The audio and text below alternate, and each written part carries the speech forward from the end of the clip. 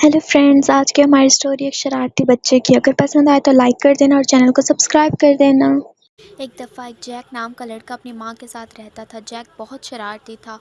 गांव के सब लोग उसकी शरारतों से तंग आ चुके थे और वो उस पर गुस्सा करते थे। जैक को ये बात पसंद नहीं आती थी। एक दिन जैक की माँ ने उससे कहा कि वो अपनी दादी के लिए बेरीज लेकर जाए। जैक की माँ ने उसे जंगल से सीधे रास्ते से जाने को कहा, मगर जैक ठहरा एक शरारती बच्चा। वो पहले ही सोच चुका था कि वो तो दूसरे रास्ते से जाएगा।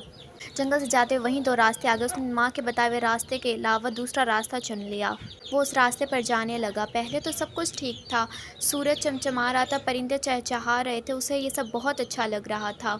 पर अचानक जंगल में झाड़ियाँ बढ़ने लग गईं और जंगल का नज़ारा अजीब होता रह गया और जंगल में काला घना अंधेरा छा गया हर तरफ। जैक बहुत परेशान हो गया कि ये हो क्या रहा है। और तभी एक बला जैक के पीछे पड़ गई। जैक उससे बहुत तेज़ भागा। वो भागता रहा जब तक उसकी उस बला से जान नहीं छूट गई।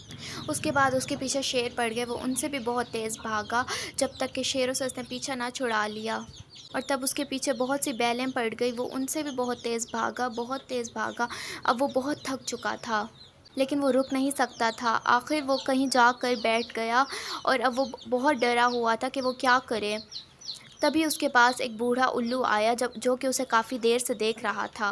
बूढ़े उल्लू ने कहा कि वो उसे से निकलने का रास्ता बताएगा। जैक ने जंगल से कहा कि वो उसे रास्ता दिखाए, तो तभी उल्लू ने वादा किया कि वो इसे जंगल से निकलने में मदद करेगा।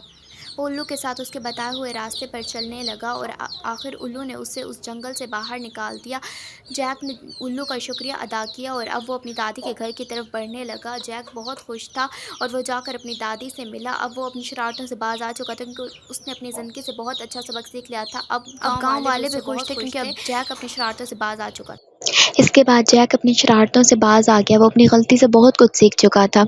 और इस स्टोरी में आप लोगों के लिए ये लेसन है कि हमें ना सिर्फ दूसरों की बातों को सुनना चाहिए, बल्कि उस पर अमल भी करना चाहिए।